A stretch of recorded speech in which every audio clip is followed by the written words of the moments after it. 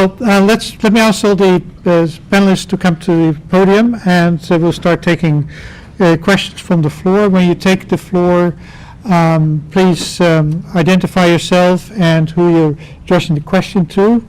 Please also take into consideration, I hope she's still online, Sikandra is joining us, so you can also raise questions to her, and she can respond from Cairo. So let's take a few questions from the audience here, and then if there are some questions from people online. Who would like to start raising a question? Thank you very much. This was a fascinating set of presentations. And Claire, you talked about economic shocks, climate shocks, conflict. And I wondered, I think one of the biggest shocks that we are also experiencing is health related. And you mentioned nutrition, but I think it goes beyond nutrition also. So I wonder whether there is any thinking about how you will address this in future reports, or whether you will address in terms of, and I don't also mean only the non-communicable diseases, but just in terms of a health shock and what that does to people and families and households and communities. So that would be one question I just want to put on the table. From Kashir, a grad student in economics in Portugal, regarding the proposed alternative to liberate the import of commodities, is it a practical alternative in this state that there are sanctions on banks and financial flows? And the second one is, how did this study approach the issue of availability of food in addition to accessibility? Thank you. No questions here, so let's take it first to the audience, to the panel, sorry. Arif, you want to respond to Rajul's question, and what you want to take on the other questions? Arif? Could you, it was more for Anne-Claire, I think, sorry Anne-Claire, but I can come back to it too. Okay. So for the health shock, actually when we reviewed all the countries, we looked at other shocks as well. I mean, we didn't decided in the first place to only look at the three ones we are talking about.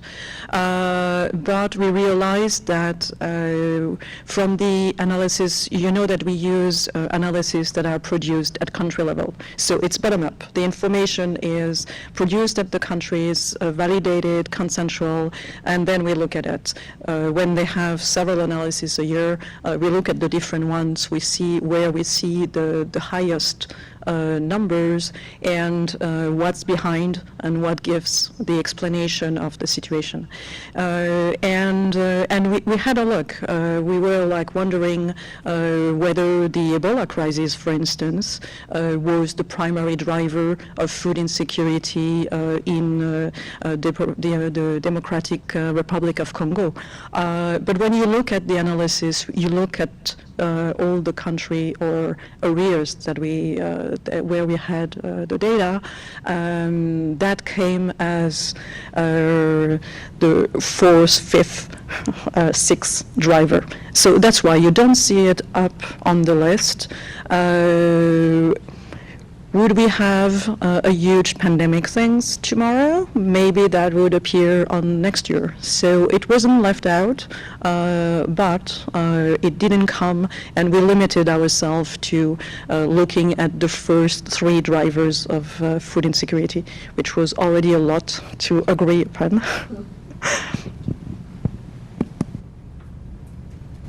Thank you. Anyone take on any of the other questions on imports, the role of imports? Or Sikandra, did you hear the questions? Were you able to follow? Yes, thank you. No, I think the question about the importance of also looking at the nutrition and the long-term consequences of lack of dietary diversity is important. And it does tend to be something that's not collected as often in terms of the data on food insecurity. Something that we happen to have collected in our own survey data, but it's not necessarily one of the primary indicators, but it's important as we get these longer term food crises. you. Okay, nobody else wants to jump in on the import question? No? No, okay. Well, Dina, and then we go to you. The import question is always a very, I guess, complicated issue, because if there is a food shortage in the country, you don't want to import food if it will also adversely affect the other farmers in the country. And that has been a big challenge, because when the imports come, and ideally the local producers will be supplying, it just makes the prices crash and hurts everybody, although it might help the consumers who are facing the food crisis. And this is where I come back to the importance of food policy. What is it that can be done locally to increase local productivity to supply the food that is needed? But that would also mean being able to bring the food to the food short areas where the famine is occurring. And if that doesn't work, then the food imports may be relevant. But some countries now, for example, they have a policy that if there's a food crisis, they have a priority to buy locally first. And then only then, when it's really, really short, then you go for imports. Because in the end, we have to meet many goals. One is food security for those who are having a famine, facing a famine. But on the other hand, you also have to protect the local communities within the country, so you don't also adversely affect them. So this is where, again, having sensible food policy becomes very critical. Thank you, Dina. Let's go to somebody from the audience here.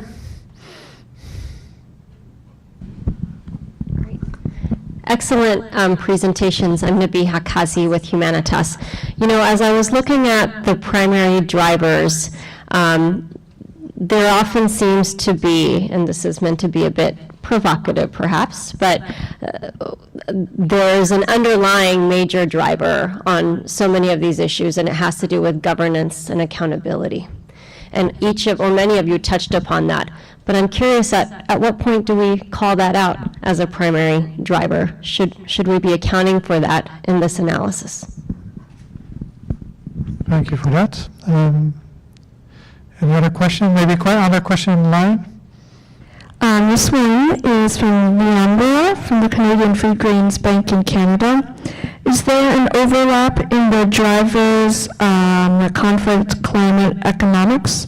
What does this complexity mean for addressing food insecurity? All right. Who's going to take on that question? We have one more there at the back, the gentleman at the back. Right there. Thank you very much. I've enjoyed this. Phil Steffen from USAID, Bureau for Food Security. Our colleague's question was provocative. Mine may sound terribly naive. And this is the connection between conflict and food insecurity. My question is probably for Dominique or Arif. Do we have any examples where belligerents listen or pay attention to the analysis that we offer globally, the global public good, here's the food insecurity situation, such that they alter their conflict approaches? Is there any way we can reach them? Again, thinking of accountability and governance and horrible issues. Okay, thank you for that. So I guess those three questions are more or less interconnected, and the drivers and how they're connected, and maybe you can add, maybe Dominique can address it, how then the global network could address that as sort of a network of a lot of agencies and governments together to take action, taking account of those drivers. Luca, you want to start, or Dominique?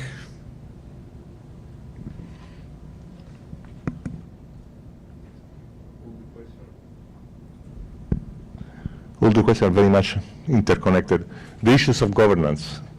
I think this is a cost-cutting issue for all the major food crises. You have this kind of food crisis essentially as a common denominator is poor governance. In the presence of a governance system working, these kind of elements will not appear. I mean, it's in FAO we use the word protracted crisis, and we classify together with WFP the protracted crisis, and there were 4 protracted crises in the mid of the 90s. Now they are 21, and what we say is that what was the exception, it has become the norm. And a common feature of all this of this crisis is governance issues. Sometimes it's national, sometimes it's local. So in some of this country, you may have localized governance issues, but it's a common driver. And we are speaking about this, so there is not any issues on this. I think the question about belligerent is an interesting one.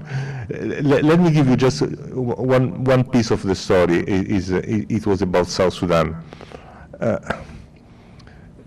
We published the famous IPC in South Sudan. No? So until 3-4 years ago, that was something for technicians. So the government was not really interested in these numbers. No, who cares about this number?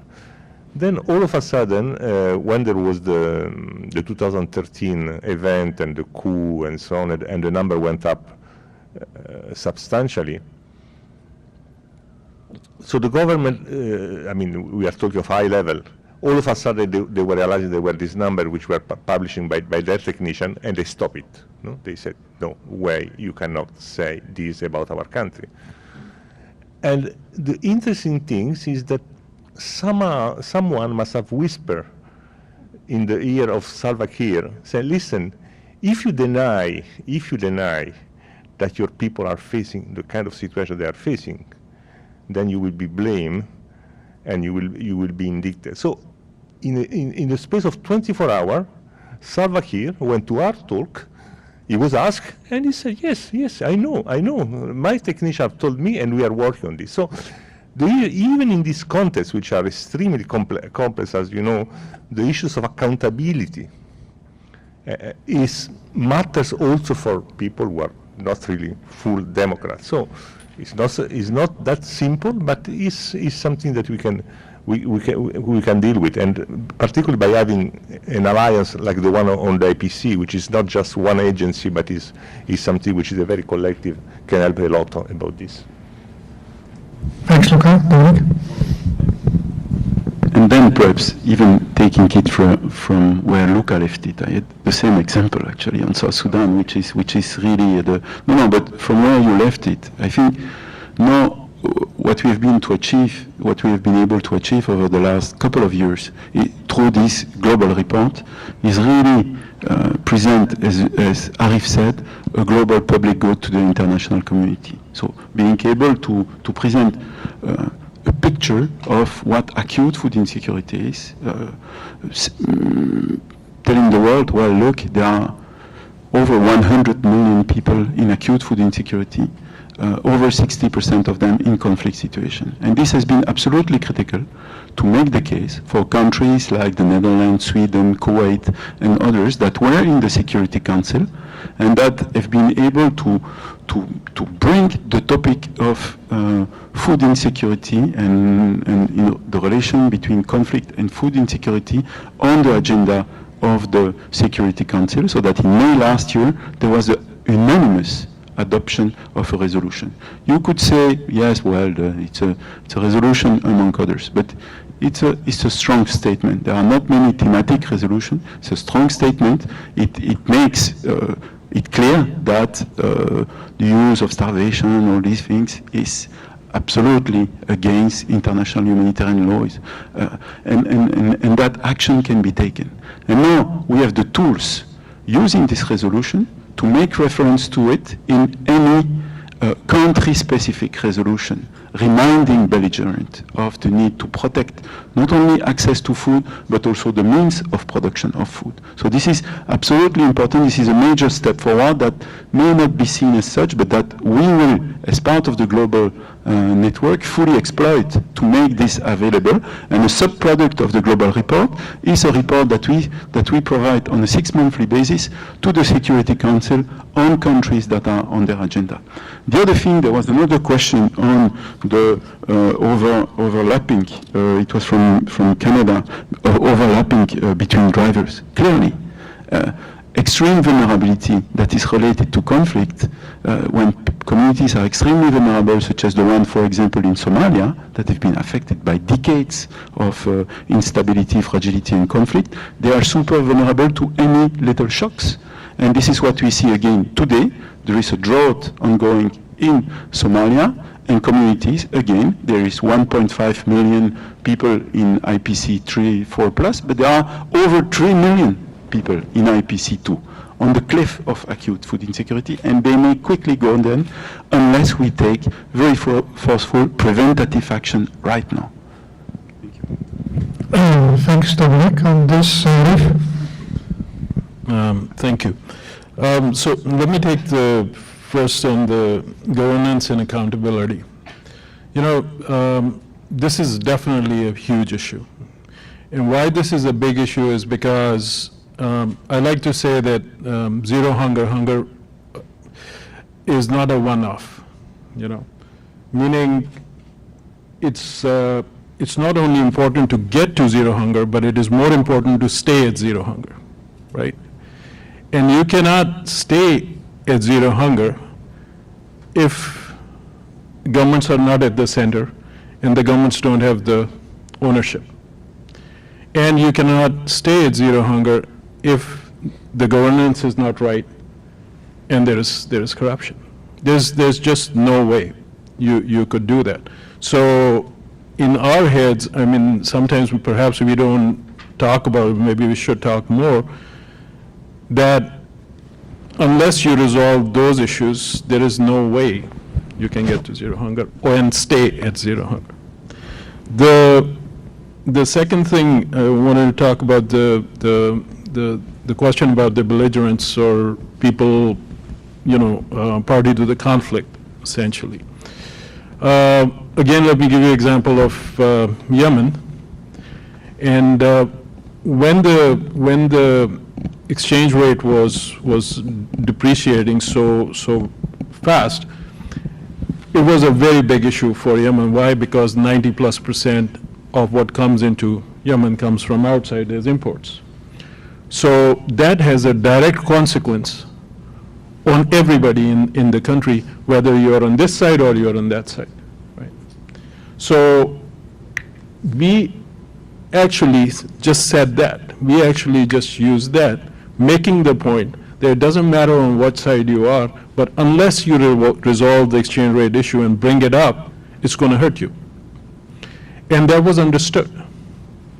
So for me on the analysis, it is also about making sure that you make the analysis talk to different sides of the conflict and see why it is important for them to do certain things, because if they don't, this is going to hurt them as well, regardless of the side. And if you're clear in doing that, and you're saying, hey, I'm neutral, I'm independent, I'm from outside, you will be able to do many things. And I think as World Food Program, being on the front line, dealing with multiple parties to a conflict, crossing border lines, even within the countries, I mean, we have to live with many of these things on a very regular way. If you don't mind, I wanted to go back to the imports question, because to me it's not a matter of whether you import it or you don't. Your circumstances will decide that, what you need to do and what is the best policy. But what we did see in 2008 was the use of trade instruments in a prohibitive, in a very negative way. So whether those were export bans, whether those were tariffs, whatever it was, and we knew that because of that, many people suffered more, and the cost of response was much higher than it would have been if those exports bans were not put in place. So policy instruments you're going to apply as you see fit in the countries where you are, whichever works best, making sure affordable food for everyone. But prohibitive instruments, when you apply out of fear, that many times will have a negative effect. And I think that was what came out of literature from pretty much everywhere. Thank you. Thank you, Arif. We're running out of time with one more response at Eugenio, and then we'll close the session. Thank you very much. The issue of governance. Food is a weapon of war, it's a tool of political control, and it's also a source of corruption. So we need to change the cost-benefit analysis of those using as a weapon of war, as a tool of political control. It means sticks and carrots, but you need to have following the resolution, to have the operational ways of making the enablers and the decision makers to pay for that, or to see how they can get out of that. In terms of corruption, still the banking, financial, and legal community and the countries working as banking havens, they have a huge responsibility to make sure that that is made transparent and that money cannot be hidden in different places. So again, we need operational systems to control that. Thank you, Eugenio, for that. And we did unfortunately have to close this session. I guess what's the good news, what we've heard, is that we have better information and potential better information, be it with or without a chip in your arm, to follow you through. But certainly we can do better. We have a better framework for action with the global network, with the World Bank's windows and other mechanisms, and possibly most importantly a better frame of mind, how we can better link humanitarian action with developmental responses that takes account of conflict, climate change, economic collapse, and so on. So we'll have that. I guess the challenge is, can we do it? Can we make this true? And that next year, when we probably have another event of this report, that we actually see that the numbers go down slightly because of one small change of event, but actually a proper decline, and over the coming years that we no longer have to produce the global report on the food crisis. So with that, thank you all very much, particularly Sikandra has been patiently waiting online, and for your inputs, and everybody on the panel, so please give them a big hand, and thank you all for attending.